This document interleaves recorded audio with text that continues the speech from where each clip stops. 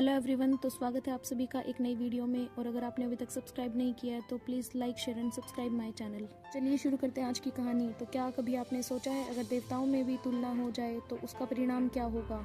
यह कहानी है ज्ञान, शक्ति और संतुलन की। एक दिन माता सरस्वती के मन में प्रश्न उठा, एक ऐसा प्रश्न जिसका उत्तर शायद कहीं नहीं दिया जा सकता था। उन्होंने पूछा, सबसे महान शक्ति कौन है, मैं, लक्ष्मी या पार्वती? सभा में सन्नाटा छा गया। ब्रह्मा जी मौन रहे क्योंकि वे जानते थे तुलना संतुलन को नष्ट कर देती है।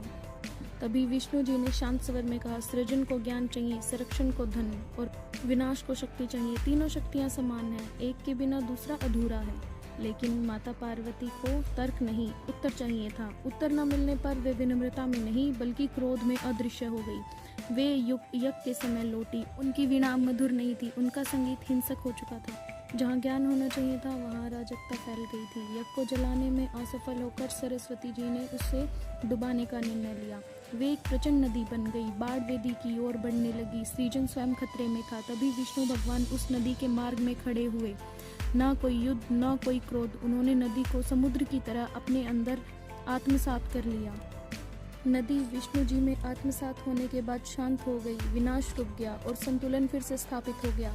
यह कहानी किसी एक के महान होने की नहीं, यह कहानी है उस क्षण की जब ज्ञान विनम्रता भूल जाए और शक्ति संयम खो दे।